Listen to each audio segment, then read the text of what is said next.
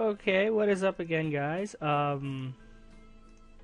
It's been a while since I did a video. I'm actually playing on my TV right now, so it's kind of high up and big.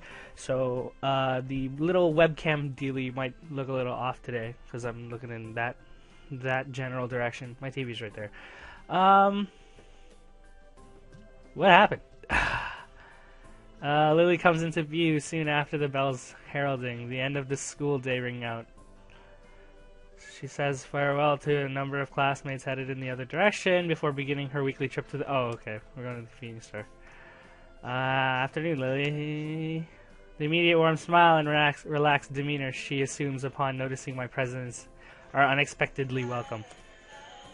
Hello, Haseo. Good afternoon to you, too. She hesitates for a second, but eventually deigns to tilt her face forwards and close her eye. My lips meet hers with a measure of slight trepidation before we move off together hand in hand. Aww. The fact that we're so close in height is somewhat useful at times, there being no need for either of us to turn our head upwards nor downwards in order to meet the others. It doesn't take much time to leave the noise of the other students far behind us, the tapping of Lily's cane in her free hand, the only sound to be heard. Silence, blissful silence, is all that greets us, while we slowly walk into the setting sun's light. I think I'm coming to really like this town. The huge green hilly expanse, the trees everywhere, and somewhat rustic little buildings. So you've come to appreciate the tranquility of it as well? I think so. I came from a metropolitan city near Tokyo, so the quiet of this town really alienated me when I first arrived. After a while, it became nice, though I think I prefer it to the hustle and bustle of my home city now. While I preferred the quiet of such a rural town when I first arrived, I suppose I had the advantage of growing up in a quiet area before I came. Hanako said the surroundings are very pretty too. Lily may say such a thing quite easily, but each time she mentions how others describe sights around her as beautiful or pretty, I feel a little put off.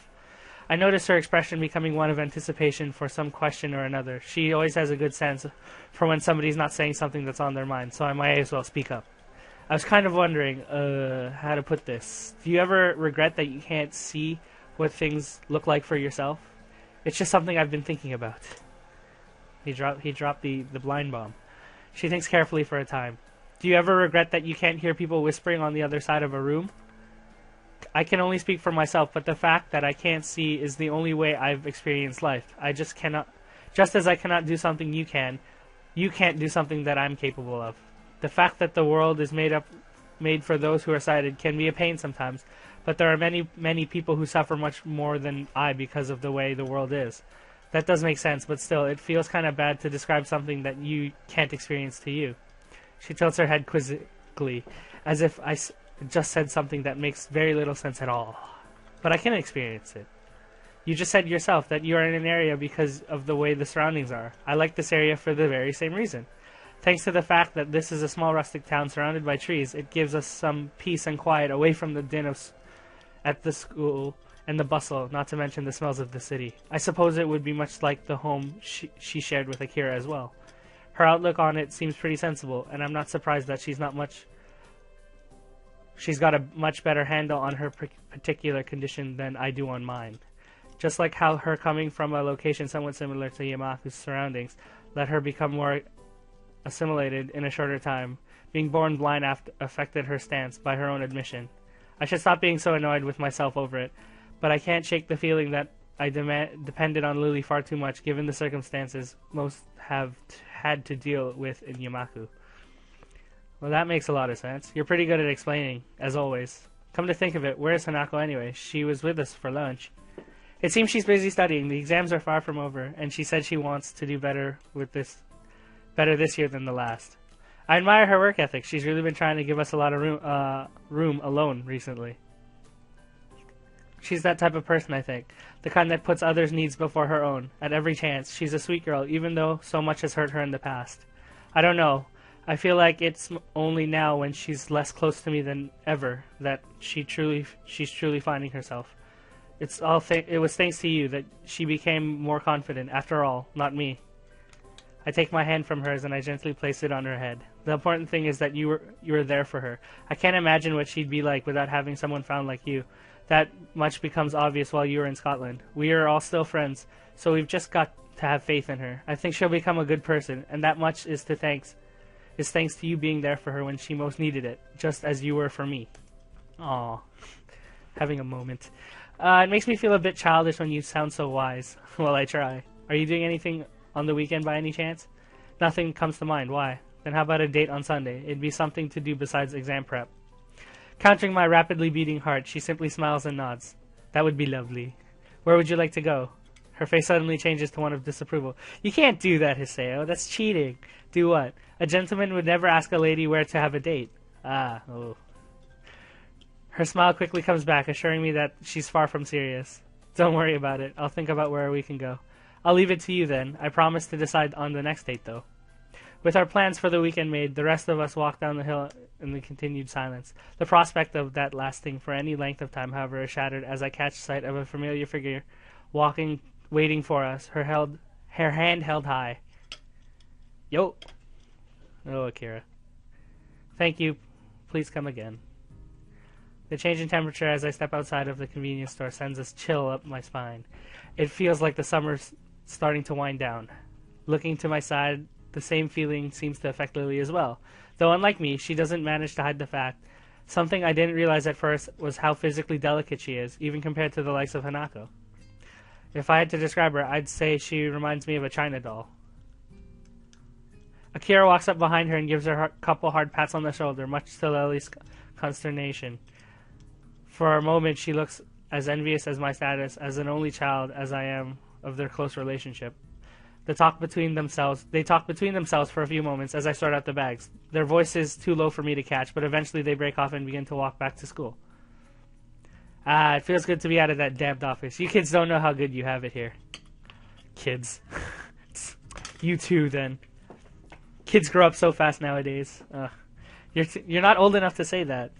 I don't know. Being around Hideaki makes me feel damned old. He's so precocious. He reminds me of you when you were younger. He's a nice boy.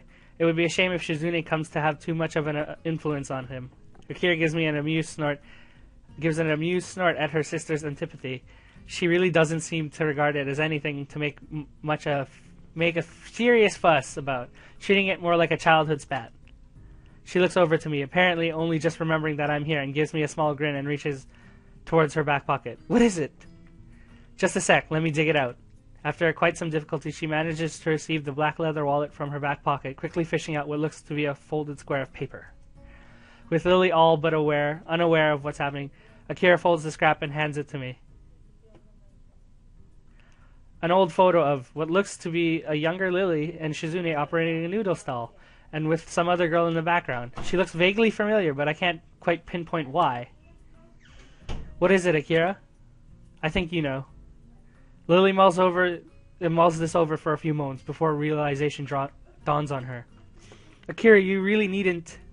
It's fine, isn't it? Besides, it's like the only photo I have of you two since you entered Yamaku, when you're not at each other's throats. I look back down at the photo in my hand. It does seem strange to see Lily and Shizune working together so diligently, without any sign of animosity. If the photos of them during the Yamaku festival, that means it must have been taken 1 or 2 years ago. In other words, the time when they were both in student council together. Who's the girl in the back? She looks kind of familiar. I knew you wouldn't recognize her. It's Misha before she went and dyed her hair pink. That's Misha? No way. It feels extremely strange to see Misha without her distinctive hairstyle. Judging from Akira's tone, she doesn't take favorably to Misha's idea of fashion. Damn, that's some long-ass hair. Look at that. Back? Butt? Yeah, that's butt length. I suppose that fact just accentuates how odd this situation looks. To think that they were so friendly in the past. I wish I could do something to mend the relationship. You're being very quiet, Hiseo. It just feels kind of strange to see you all so friendly like this. Lily moves to say something, but stops herself in the end. This isn't a matter for me. It's between Shizune and Lily and nobody else. Things change, unfortunately. I hand back the photo to Akira, who sighs as she folds it up and slides it back into her wallet. A little memory quietly hidden away to be pulled out again some time later. Yeah, that they do. I initially think Akira's reaction to be simply in response to the situation between Lily and Shizune, but she looks oddly glum compared to what I'd expect. Lily's expression is clouded as well. What's wrong? It's just that I'll be going to Scotland fairly soon. You're leaving for Scotland again? For a long moment, Akira looks surprised. It's an ill-fitting expression for her. After a glance at Lily, she turns back to me as if she'd never done so. Yeah, in a couple of weeks, I'll be leaving for Inverness to work at the company's headquarters. It's a pretty big jump in corporate position, and it's not a chance that's going to come again. So Akira's going to leave Japan on what seems to be a permanent basis. I can't help feeling that my assumption that we could all happily while away our days, having fun in this isolated little world, is coming to an end. It's unsettling. I look at Lily mildly surprised that she hasn't told me such a thing, despite usually being so forthcoming. She continues to walk with her face fixedly pointed ahead. I can't read her expression, nor can I even guess what's on her mind, which is discomforting given how it's usually easy for me to do both. It reminds me of the time when we met at the Shanghai, just before what could have been called our first date. At the time, hold on. What? Okay, yeah, I know, I got that. Oh, okay. Sorry about that. So just before what we could be called our first date, at the time, all I could do was comfort her without knowing the cause, and now feels no different. As we finally reach the school's dormitories once again, there's somewhat an awkward silence. I don't think I'm the only one who feels it. See you tomorrow then, Lily. Bye, Akira. Good night, Hiseo. See ya. And with that, they walk to the female dormitories. Opening the door to the male dormitories, I stop and look back at them just moments before their figures disappeared behind the heavy wooden door.